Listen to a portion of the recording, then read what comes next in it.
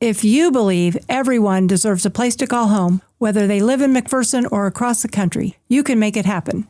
At Housing for Good, we shine a light on housing challenges, spotlighting real people, real stories, and solutions shaping communities near and far. And with your support, we can go further in ending instability for good.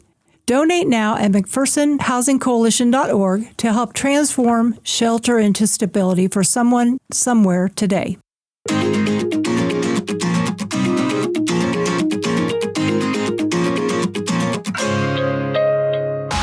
Welcome to Housing for Good, a podcast dedicated to housing topics and issues affecting our communities in McPherson County and beyond. With years of experience and expertise, hosts Chris Goodson and Carolyn Moore discuss housing challenges and opportunities with other experts from a variety of housing fields.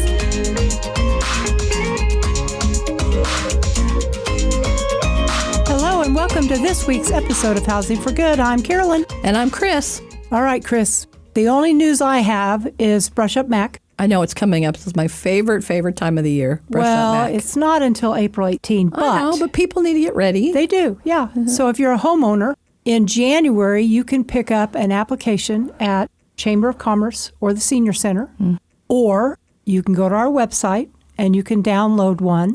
And actually, if you do it on the website, it doesn't even download. You fill it in, and then it automatically comes to my email. Oh, that's awesome. So we're trying to get technology up there, but not everybody feels comfortable with that yet. So, and someone came up to me in a restaurant not too long ago and asked me to send them an application 3 weeks ago, which I have not done that yet. So if you're listening, I will get that application to you. I haven't forgotten. I just haven't had time to do it. And every time I think about it, it's like, oh, shoot. I know. So that's going to happen soon. But because I haven't really been thinking about it because it doesn't start. We don't start doing anything till January. So yeah.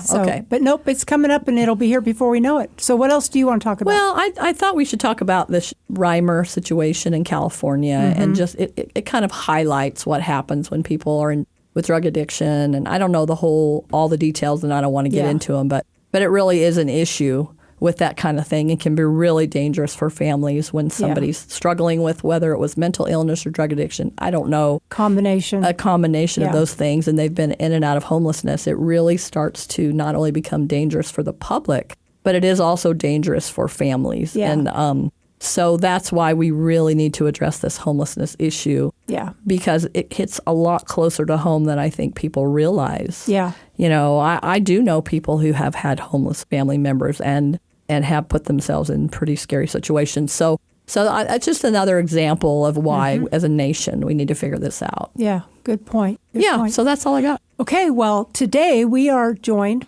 by Chad Young. Chad is with the Salina Rescue Mission. So, Chad, introduce yourself and kind of what is your position there? Sure. My name is Chad Young. I'm the executive pastor for the Salina Rescue Mission. I've been there for 18 years full-time, and I volunteered there for 2 years before I started working there. So right out of high school. Well, yeah, he's not very old, is he, Carolyn? I'm older than I might look. So thank you. I appreciate that. Yeah, sure. We like to butter people up that are on our podcast. That way they want to come back or at least listen or whatever. So can you share the mission of what is the mission of Salina Rescue Mission, and how did it begin? Well, it's to provide through Christian ministry food, clothing, shelter, and other basic needs, and offer the rehabilitative teachings of the Lord Jesus Christ. So it was started by George Knight back in 1981, and he was a great guy with a great heart for people, and he just saw people in need, and he wanted to live out his faith in a way that was tangible, that helped others and made an impact. And so he started off by having a kind of a soup kitchen. And as he started doing that, and he sat down and he would visit with people who were coming in to eat, and he started asking them about their needs, and he started realizing how many people that were coming in were actually homeless and didn't even know where they were going to be sleeping that night. Wow. And so he ended up opening up at night and allowing what he thought was going to just be a few people to come in and sleep and have a safe place at night.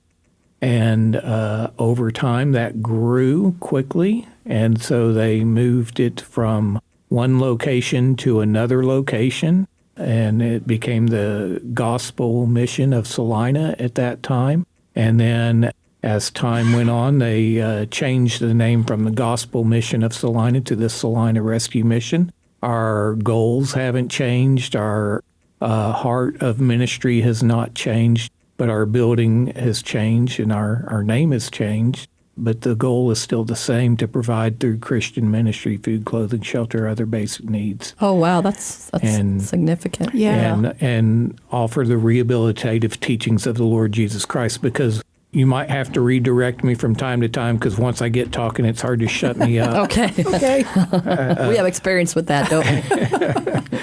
So, but our goal isn't just to feed and shelter. Our goal is life change. It's life transformation. And it doesn't just happen on its own. There's a lot of work that goes into it. So when we talk about homelessness, always try to challenge people to get into that mindset of this is a journey. I oftentimes hear people, and I'm sure y'all have heard people say this, oh, they just need to. Oh, yeah. We hear that a lot. Yeah, people have no idea. Yeah, that's my favorite. Yeah. The just need to. You know, just need to get a job. You just need to quit drinking. You just need to do this. Or my other favorite is they made bad choices. Yeah, oh yeah. That's my other most favorite thing. And it's like, you have no idea what that person has been through or what is going on for you to say they made bad choices, or were they made for them? Well, who in this room has made nothing but good choices? Exactly. Exactly. Everybody makes bad choices. Right. So sometimes our circumstances contribute to those bad choices. Our upbringings can contribute to those choices. And sometimes our mental health state can lead to those bad choices. So somewhere in here, we have to move away from the justas, and we have to start understanding that homelessness is a very complex issue, and one homeless person's journey is not the exact same as another homeless person's journey, as it is not someone else's, nor is it the same as your journey or my journey. We all have our own unique stories. And what we tend to do is we want to place people in our stories. Well, this is where I'm at, and this is how I got here, and you should be able to do the same. But unfortunately, not everybody starts from the same point. Not everybody has the same support systems and helps along their lives. So it's just not a fair analogy to make. I love that, that's exactly right. And that's the part that people do not understand, exactly what he just said. Was that we don't all start at the same point. We don't all have the same journey. It's different for every single one of us. And just because it worked for me doesn't mean it's going to work for you. That's right. But I do have one question really quick. I was thinking about this. Is it just men that you work with? No. So we do help women, but we only shelter men at the rescue mission. Okay. Of course, Ashby House provides shelter for women and families, and DVAC is another great organization. They help people who are fleeing domestic violence or trying to get out of human trafficking. And so it takes all of these organizations with our specialties all working with the groups that we are best equipped to work with. There's no one entity, no one organization, no one person that is able to bring in all the resources and all the professional things that are necessary in order to help a person. So it's very important that we are collaborators in our community, because we need each other. We need other organizations doing their part too. Yeah, that's a good point. We have multiple partners throughout McPherson County that we work with. I am not a mental health counselor, and I don't want to be your doctor. Right. And so I have to have those partnerships with those agencies to provide that. Right. I think we do a pretty good job of bringing people in who are homeless, and our primary focus is families with children. I don't care if you're a single mom or single dad or if you're a couple, but our primary focus is on those that have children. Yes. And then we're starting to realize the elderly is another huge population that is coming into our radar. And so the last few years, that population has really exploded Yes. in the need. And we've seen that at the mission, too. yeah. Well, and like people with addiction, we don't have addiction counselors on staff. Right. So we don't feel like that's our expertise. But fortunately for us, we have other organizations right here in That do McPherson that. Yeah. that are helping that group. So that works out really well if we all send people to each other going, okay, this is what you have, this is what I have. Yeah. Because Right. we can't do it alone. Yeah. And as soon as you figure that out, Yeah. you're going to be able to help a lot more people. So just to wrap up the question on the what do we do for women, our feeding program is the only one of its kind in the area. We're open for 3 meals a day, 7 days a week, every day of the year. Our kitchen never closes so that anybody in our community can always get a hot meal. And so we're very proud of that. We served over 73,000 meals Wow. this past year. So you'll oftentimes see women, families from the community that aren't homeless, but maybe they're on the verge of it. Yeah. And they need that extra resource. If they can come to the mission and have a hot meal and feed their whole family. I mean, what does it cost to feed your whole A family lot. these days? A lot. It's really gone up. So if we can help subsidize that and help people stay in their homes by providing that nice, hot, free meal for them, well, then praise God. That's one thing that we're doing to help someone keep from becoming homeless and give them additional support as they go. We also, for our ladies that are homeless in our community, we have opened up showers. So we do have showers for ladies, as well as we provide laundry services there as well. So we can provide some immediate needs when someone first walks through that door. So when we talk about homelessness and we talk about a journey aspect to helping somebody, we recognize that when we meet somebody, they're in crisis. That's our meeting ground, and we don't know how bad the crisis has been before they ever showed up to our door. Usually there's a lot of horrible things that have happened, a lot of feelings of hurt, abandonment, trying to figure out what in the world just happened to me. How did I end up in this situation?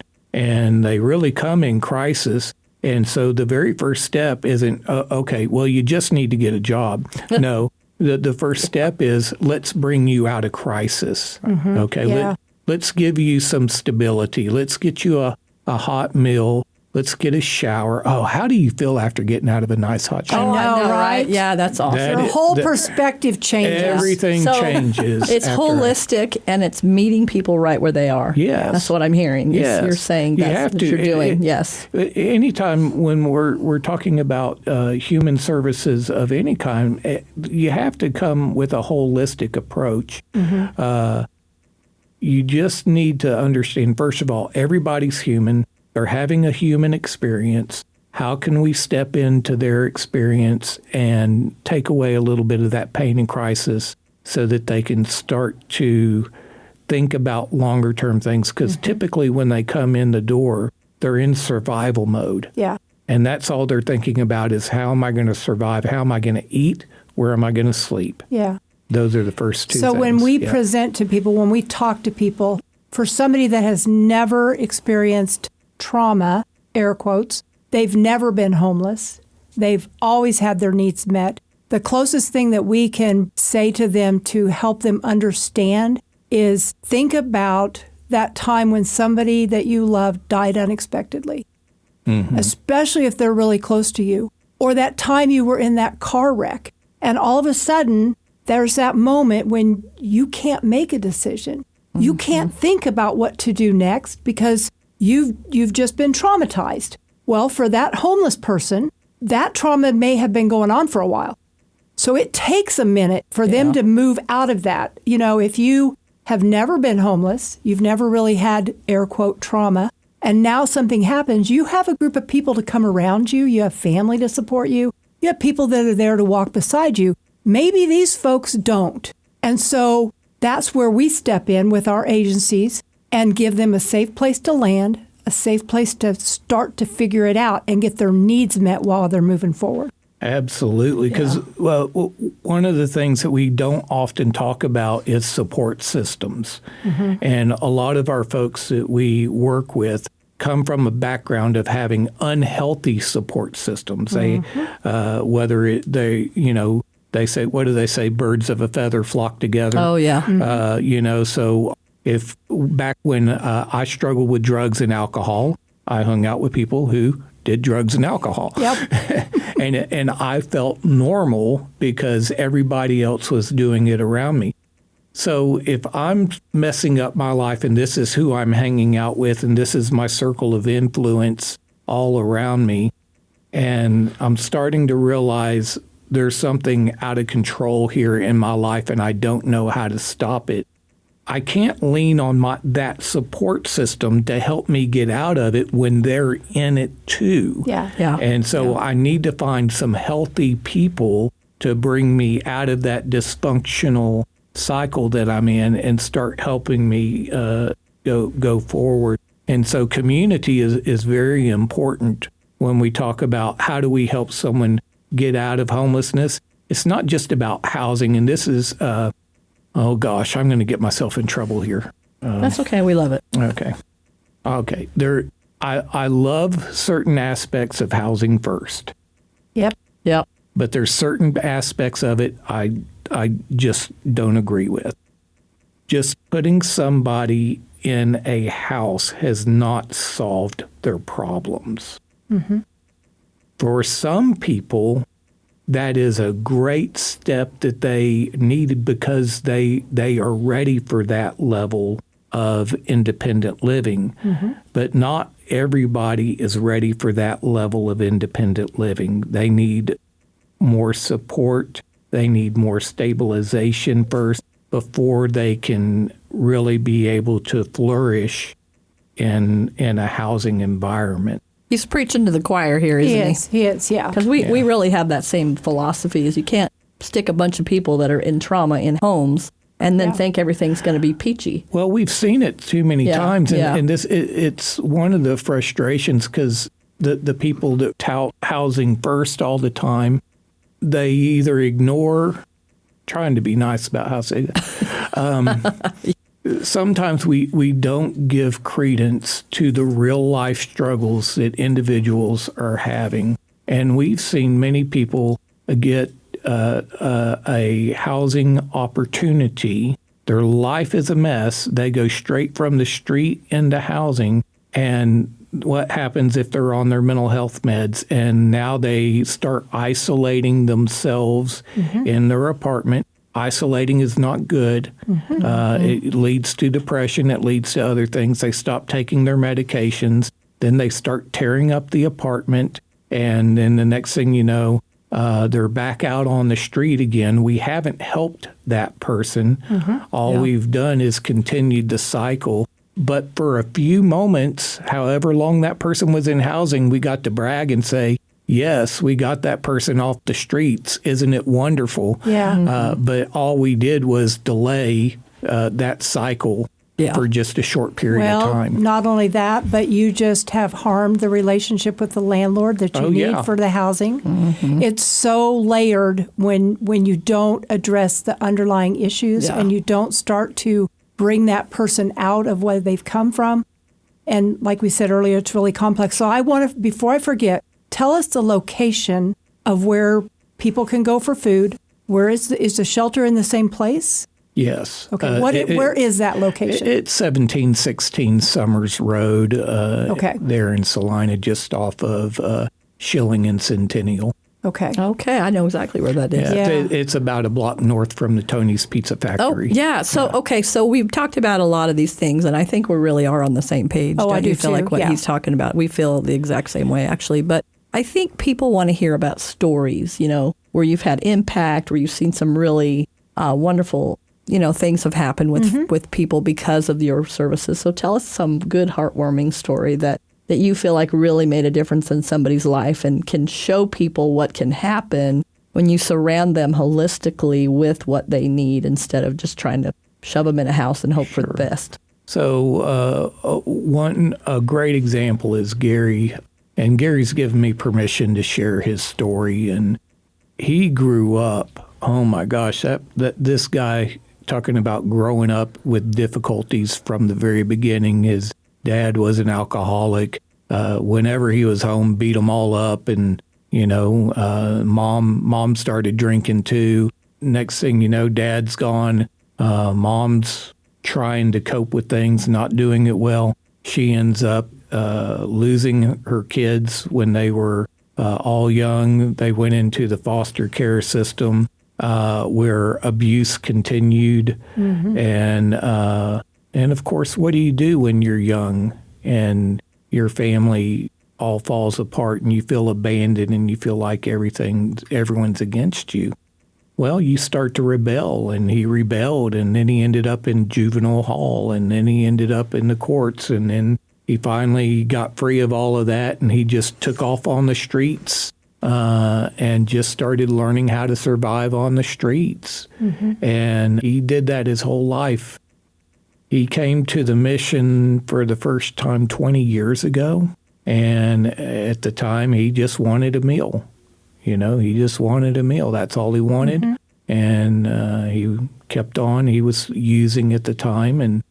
But over the years, Gary knew that he could go to the mission for a meal, that we would not shame him, that we would always welcome him in, mm-hmm. that it was a safe place for him to be.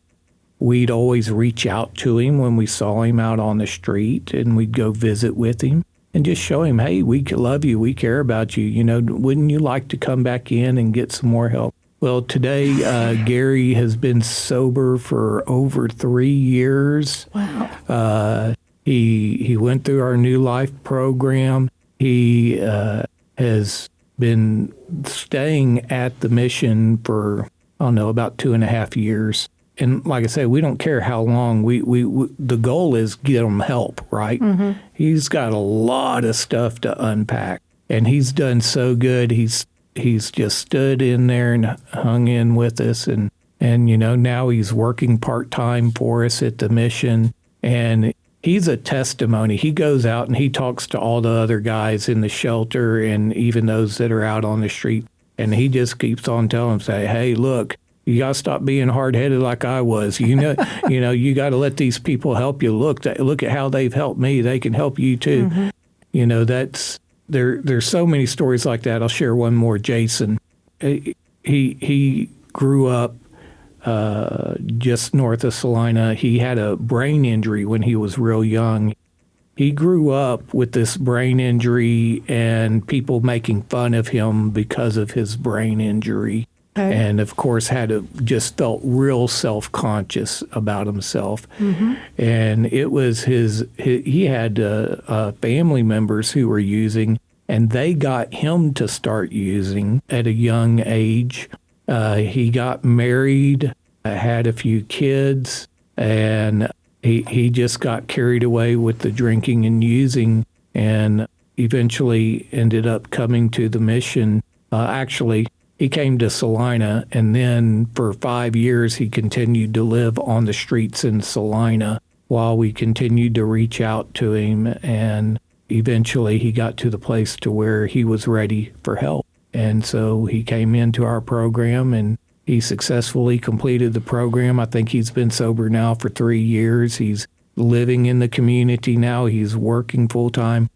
Now, through those years, all his relationships with his family just went to pot, mm-hmm. including, of course, his ex-wife, and he hasn't seen his kids. And so just like recently, like 2 months ago, he got reunited with his kids. Oh, and awesome. It was awesome. He got to go, mm-hmm. Just the other night, he got to go see his kids perform in a choir concert. I mean, he's just overjoyed. He never thought that day would ever happen, where he would get a second chance to be a part of his family's life and the children's life. So sometimes what I'm hearing too is that it's a long journey for a lot of people. Yes. It's taken a long. I mean, the first one that you talked about, he had been basically traumatized from the beginning. Yes. So being able to get him out of that took years. Yeah. But it's possible. Yes, Obviously, it is. It is possible. I mean, these are wonderful stories to show people what needs to happen,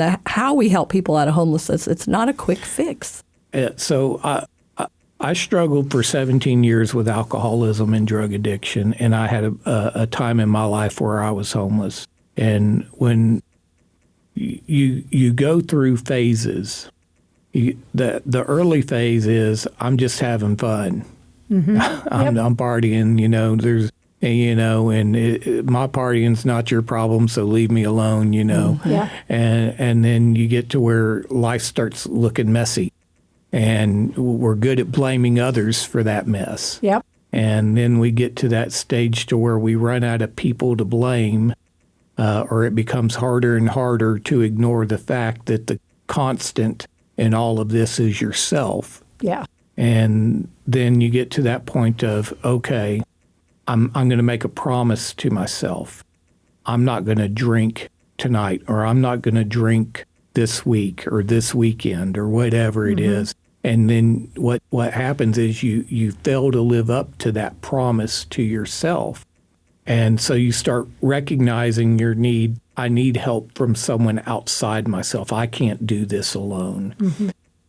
And even in that process of becoming willing to ask for help, which is very hard to do. Yeah. So you get to that place to where you become willing to ask for help, and you have every intention within you to do the right thing, to, be disciplined, to not go here, not go there, do all the right stuff. But that it's still such a strong part of who you are and who you've been. Relapse is so easy. I don't know anyone, I've heard a few stories of people who said, I just set it down and never went back to it. I've heard a few stories like that, but my experience was very different. I tried and failed so many times in my life. But what I learned is that I had to keep on trying, and I had to keep on trying, and eventually my wins would get a little bit longer, right? Yeah. So first I might win for a week and then relapse, and who knows how long I'd relapse for, but maybe the next time I'd stay clean for maybe 2 weeks, and we have to have some grace for people who are coming out of this lifestyle. They're going to have failures along the way. They're not going to do everything perfectly.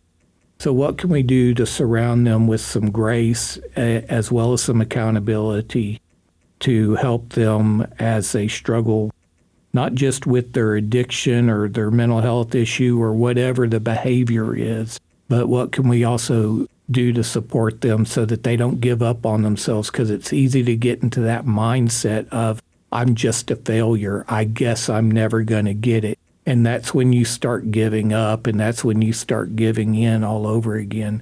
You still need to be surrounded by people who say, nope, we're going to get this. We're going to do this. We just had a setback. So what do you see as some of the misconceptions about the rescue mission? Oh, every homeless person that's in Salina is there because the rescue mission exists. You brought them in. I've actually heard that one. Yeah. I have actually heard that. Yeah. So apparently we're the greatest marketers in all of America. And a magnet. Yeah. Yeah. Though we don't advertise, and somehow or another we're getting the word out all across America, and everybody's flocking to. You are in the middle between I-70 and 135. Well, sure, we are, and there's some truth in that. A commonality amongst people is that when I'm struggling somewhere, sometimes I think it's the location that's the issue, and so I will run from my problems. And I will try to make a quote-unquote fresh start somewhere else. Yeah. And so there's some truth to the matter that there are people who travel, who go from one city to another city, hoping that things will be different, that things will be better there, and so forth. But it's a small percentage of those we work with. And when I say small, 25, 30% are people that I would say are running from something. I say what they're running from is themselves. They're running from crisis. That they are in crisis, not knowing where to turn, and so they kind of run aimlessly. Oh, you got a place over here? Let me try this. Yeah. Yeah. We had a mother with children, and this always breaks my heart because you as an adult, your choices to drag your kids all over are impacting them, and you aren't even giving that a thought. But she came here from California because she needed to get out of California. All right. So we're helping her, and we're doing the best we can, and she's almost to the end of where she can get any more help with our program. We have a time limit in the grants that we receive. We can only help you for 2 years, max. She was almost at the end of that time period, and then she told me when I went to meet with her, she said, well, I've been praying about it, and God told me I'm supposed to go here. And so she's packing up her children in a van with only what they can get in the van and going to the next wherever. And it's like, I don't think that that's what you heard from God. Right. I really don't think he's going to tell you to do that to your family and your children. But until she quits running and just realizes that you've got to stay. So what do you think are the barriers that make it the hardest for people to get stability and move on? And I mean, what do you think is the most difficult thing? Is it addiction? Is it mental illness? Is it lack of resources? Is it the people who really care for them and, having a great support system? Is it all the above? I mean, what do you really think is causing some of the people that you see that really struggle and seems like they can't get there or something? You could have given him just like 2 choices. No, I want to give him a whole bunch of choices. And one hard. You gave him all hard questions. No, they're not hard. It's one big question. I'm just trying to let him think about it. See, his brain, I could see him over there thinking. So what we're looking for is a simple answer to a complex issue. Yes, exactly. See? Sure. He understood exactly what I was talking about. So I believe one of the things that's greatly missing in our community is some good therapy. Oh, see? Some good therapy. I mean, where we start dealing with our thought patterns, our life experiences. There's some wonderful books about, how the brain works and the neural pathways and all of that. So we build narratives in our life, and we start building all this decision-making process. Our brain does not say whether that's a good decision-making process or not. Your brain is just trying to react. Your brain is always in fight or flight mode. So it's looking to help you find a quick answer. The more you go back to the same answer, the faster your brain goes to that place, and starts telling you, yep, here's your answer. I stubbed my toe. Oh, you should go drink. Oh. Okay. Oh, that person irritated me. Well, I know a beer will solve that. I get it. Yeah. So that's how the brain, your brain forms these neural pathways. They're like highways in the brain. You get on the highway and you go. But somewhere in there, we have to start rewiring the brain, and we've got to start finding, here's a different solution. Now you can tell someone, here's a different solution, but what you have to do now is practice that new solution. Yeah. You have to practice. You got to start building a new neural pathway in your brain where you've got to intentionally slow yourself down, halt, slow myself down. I tend to react this way. I cannot do that. Here's my new coping skills. This is what I must learn how to do.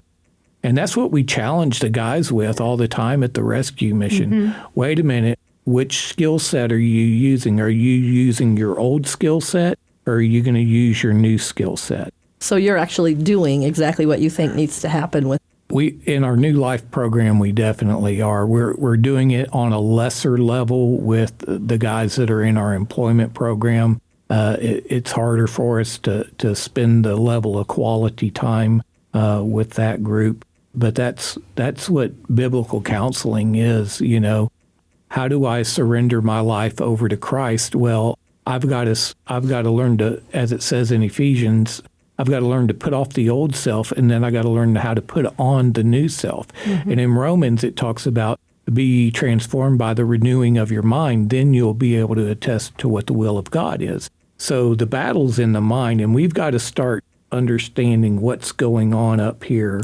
what's dysfunctional up here. And we've got to start saying, okay, let's start retraining our brain. Let's start retraining how we view life, how we see things, how we deal with things. The bill comes in, and I throw it in the trash because I don't have money to pay it, and I would much rather go do this. Right. We'll deal with that later. Yeah, we'll deal with that later. Yeah. No, we're not going to deal with that later. We're going to learn how to be adults now. Yeah. And when I was a child, I did childish things. Now it's time to become an adult and do adult things. So when you talk about these programs, is there a time frame that you're looking at? Do you put a limit on that? I know there are some programs that are like, okay, this is a 1-year program or a 18-month program. Somebody could be in one of your programs. You talked about a couple of the guys earlier. They could be in that program for 2.5 years and still be a part of it. We've had a guy in for 8 years. Okay. So the question you have to answer is, what is our goal? Mm-hmm. Is our goal a timeline, or is our goal an outcome? So the timeline is an insignificant piece. Yeah. Okay. The question is, are you willing to work on the big goals that we're aiming for? Yeah. And I don't expect you to be perfect at it, but we're going to walk through this together, and we're going to keep on working on this because we have to practice building in new habits. Mm-hmm. And that's where I think the biggest failure is, going back to your question. We want people to rush and hurry up and do it. You got 30 days to get your life together. Yeah. You got 60 days, you got 90 days. Yeah.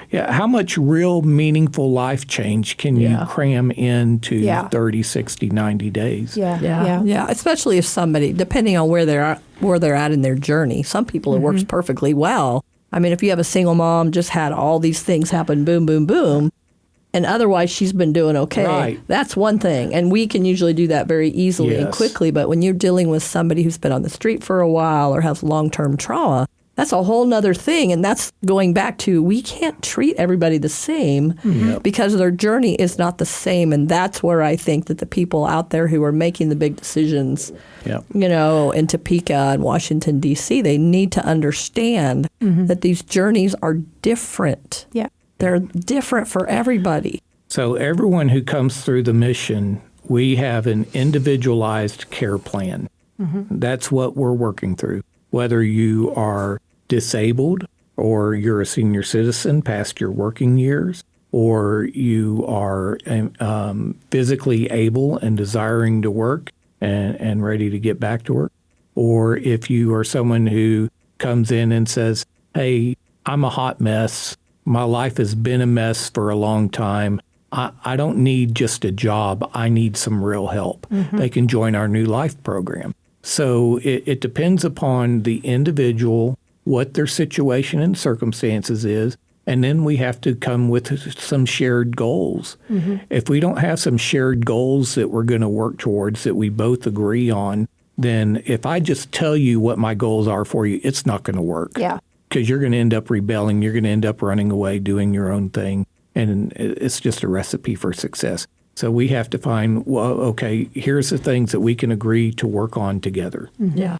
Mm-hmm. Yeah, we talk about that a lot, and we've talked about that when people say that. What's good, what my life looks like for me may not be what you want for your life, just us, right? Yeah. Let alone somebody who's experienced trauma. I like to be at home reading a book or studying or doing something, and Carolyn is way more outgoing, is running around doing all her crazy stuff. I mean, it's not bad crazy stuff, just things. I go bowling. I know. She does book clubs. She loves people. I would rather be at home hiding, deciding how we're going to handle things.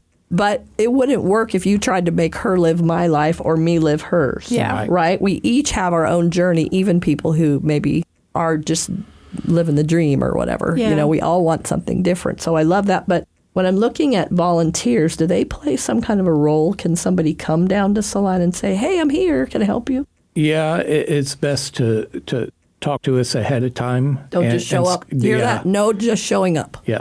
Schedule a time to meet with us. Have an idea of what you feel like the Lord's asking you to do. Mm-hmm. Have an idea of what kind of time commitments you're willing to make, and be willing to go slow. Be willing to give us some time to get to know you, and you get to know us, and see if we can find a good match. It always works better when we're all in harmony, going the same direction. Yeah. Because sometimes people want to come in and they think they have all the answers, and they want to kind of come in, be the Lone Ranger in charge, and that never works out, and it leads to hard feelings. So we're looking for people who want to serve as a team. Mm-hmm. That's the biggest thing. We can always find a project for you to do if you don't want to be invested in long-term solutions. We can find a short-term project for you to do. But if you're going to be invested in long-term solutions, it's going to take time, it's going to take commitment, and it's going to take us all being on the same page. Yeah. Yeah.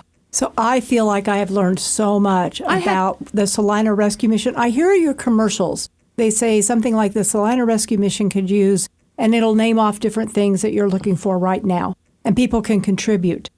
But how can people connect with the Salina Rescue Mission after this episode? So maybe they want to volunteer. Maybe they just want to help with a project. Yeah. Maybe they just want to donate socks or food. How do they reach you? 785-823-2610. Ask for Cheryl.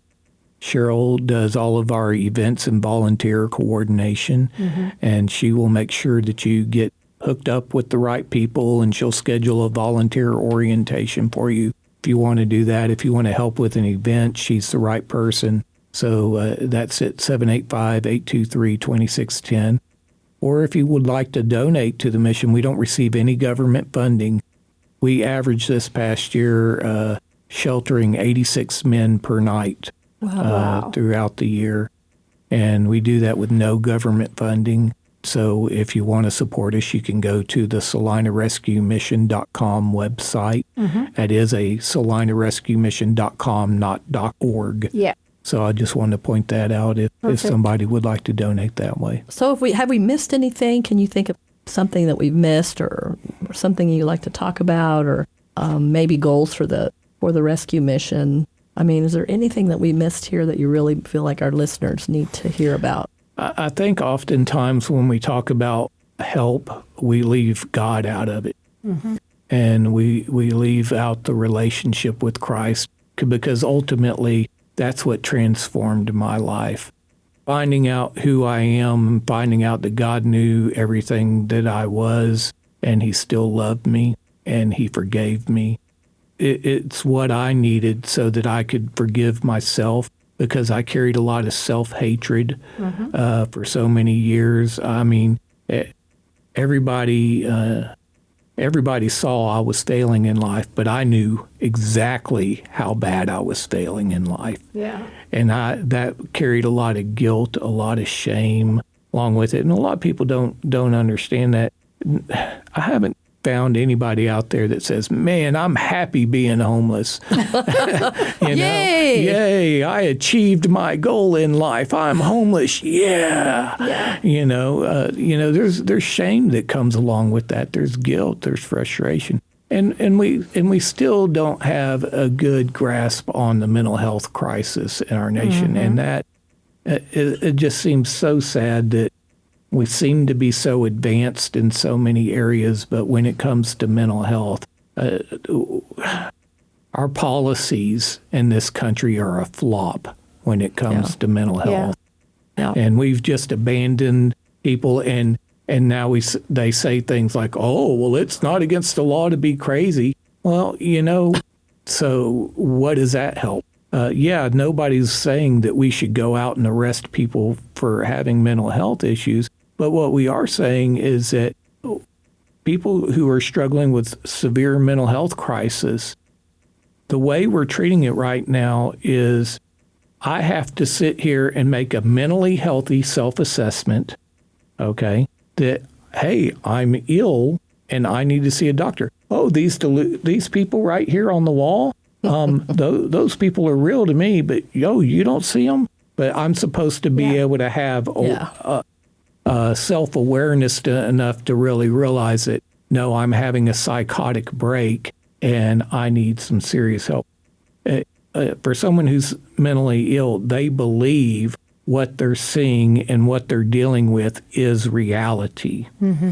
Yeah. And so we treat physical illness very differently from mental illness.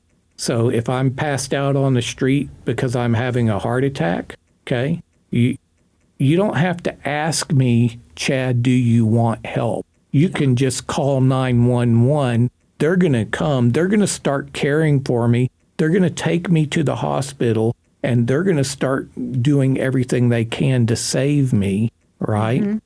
But yet when it's someone who's mentally ill, we call 911, and they say, do you want help? Oh, no, you don't? Okay, see ya. Yeah. Yeah. Yeah, it's really sad. Well, I thank you so much for joining us today. This has been a very informative, very real conversation about the work you do and the people that you're helping. And thank you so much for coming down from Salina. It's been great. Thank you. We really appreciate you. Yeah, thank y'all for having me.